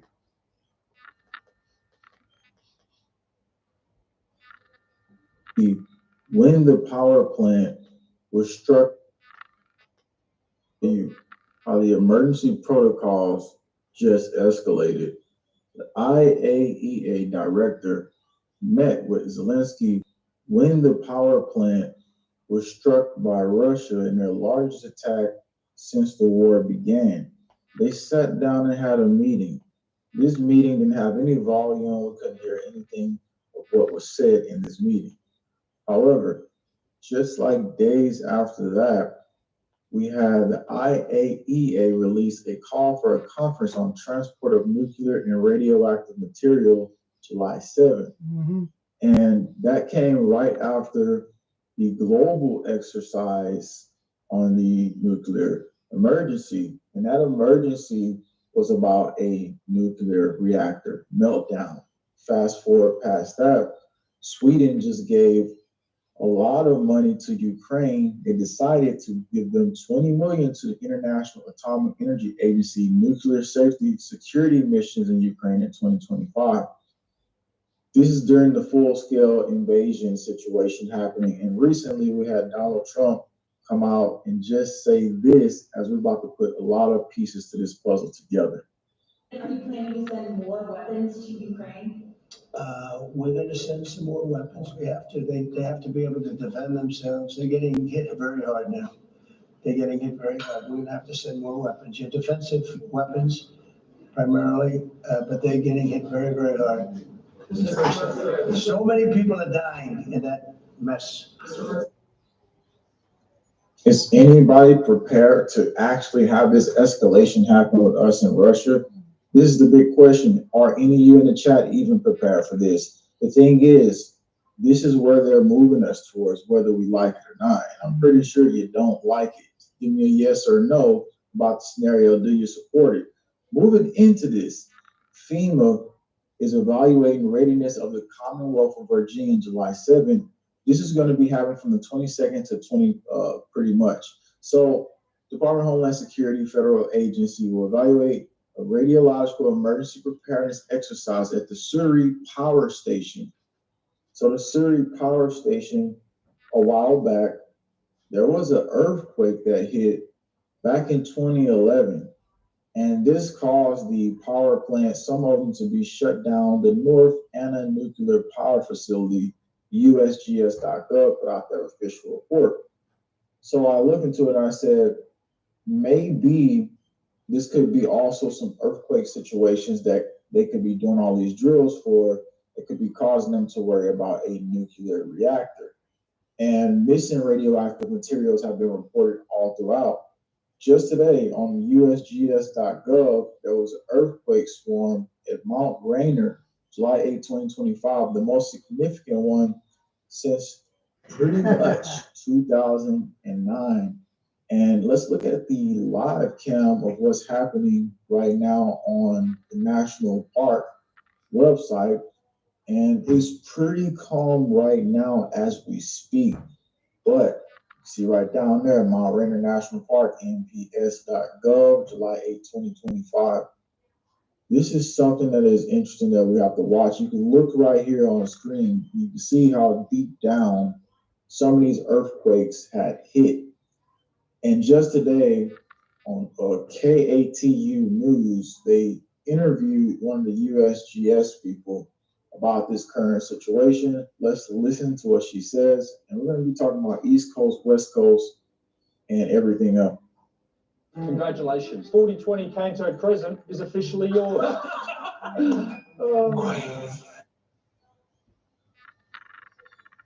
So tell us about this increased seismic activity we're seeing at Mount Rainier. No problem. This morning at about 1:30 a.m. local time, we started to see a swarm at Mount Rainier. It's been quite numerous. There's been hundreds of events that have been occurring, and at times it's been up to a few events per minute. So it's been quite numerous. I think as of now, we've had over 100 of them located by our cooperators at the Pacific Northwest Seismic Network. The maximum magnitude so far is a magnitude 1.6, so it's been a little bit refined since we put our information statement out at a magnitude 1.7. And these are occurring a few kilometers below the surface of the summit of Mount Rainier. What does that mean compared to if we were seeing this type of seismicity deeper below ground? Yeah, so that's an interesting question. So these are kind of in the same area that we've seen swarms before. So the previous largest swarm was in 2009. And these are generally thought to be related to hydrothermal fluids or hot fluids that are kind of moving in pre-existing cracks underneath the surface. And when you say fluids, are we talking magma? Are we talking more like heated water and steam, that kind of thing? Yeah, more like heated water, not magma. The way she kind of like, expanded her eyeballs there, seemed like she might have been a little bit worried about something. What do y'all think there? I'm trying to see what y'all saying in the chat. But moving further into a situation here, you could look on map, and this would affect obviously from Canada. It's all in Pacific Ocean, Idaho, and Oregon's below. And we got something to say about the Pacific that's really, really important at this point in the video here. Now, moving further into this, see, a lot of people say they don't support the Ukraine situation. Good, because we don't need to be supporting that. Let's go to Cobalt 25, because this was something the DOE did a little bit earlier in the year, but they released some maps. And you can see right here on the U.S. Department of Energy official website, we're going to look at this video because we need to see inside of this what they were talking about, because they try to say, oh, it's biennial. And it is. They were 100% true about that, but then something else kind of came out of it that just seemed a little bit strange.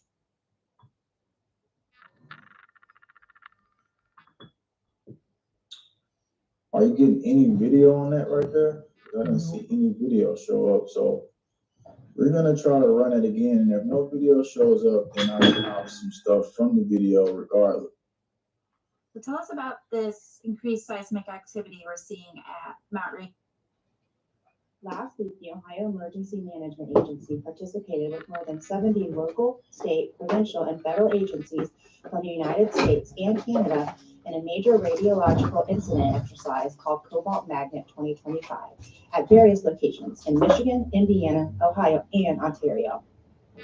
Cobalt Magnet 2025 represented the culmination of 24 months of planning by local, state, provincial, and federal emergency response planners and responders.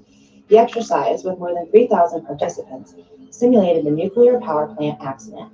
It enabled response personnel to practice scanning for radiological materials, protecting public health and safety, providing emergency relief to affected populations, determining long-term agricultural effects and solutions, and restoring essential services.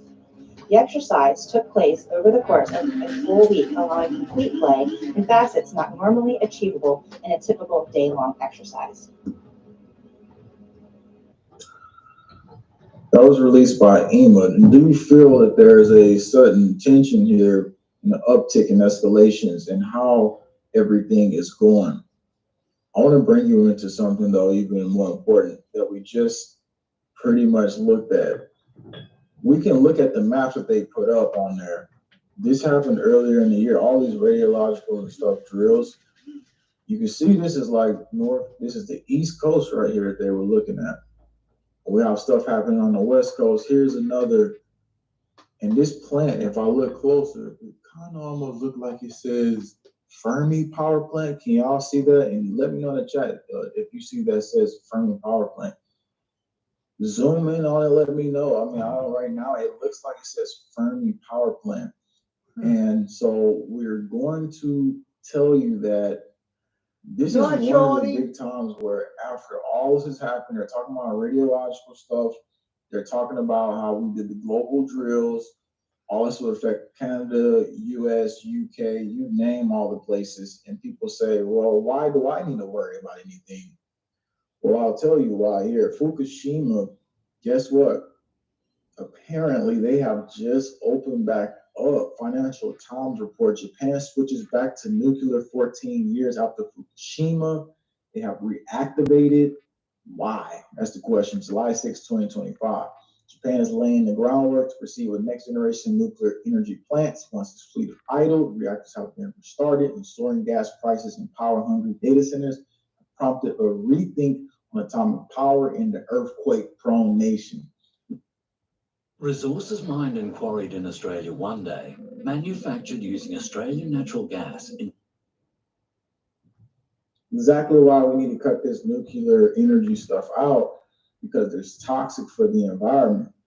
And on top of that, we can look right here. People say, why do I have anything to worry about? I don't care. It's Fukushima.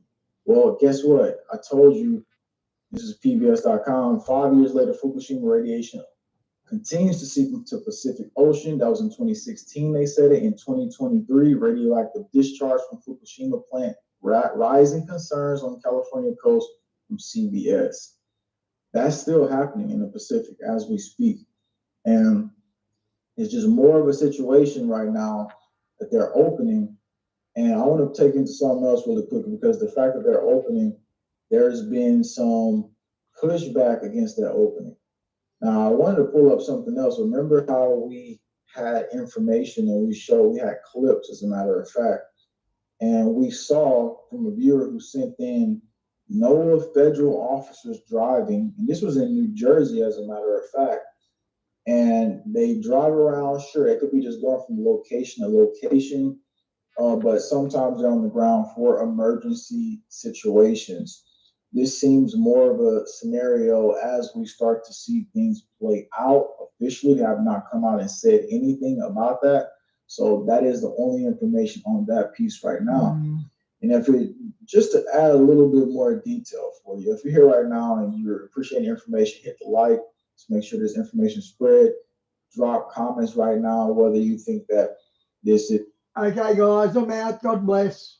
Is something that they knew about, they were preparing for, or you think this is just random events happening? Because it all happens in the fourth turning right now. To throw in something else, the Nuclear Regulatory Commission just accelerated the review of the Kemmerer Power Station construction July 2nd, 2025. For some reason, they said this. They said the Nuclear Regulatory Commission has set a more aggressive schedule and aims to complete its review by the end of 2025 on TerraPower's construction permit application.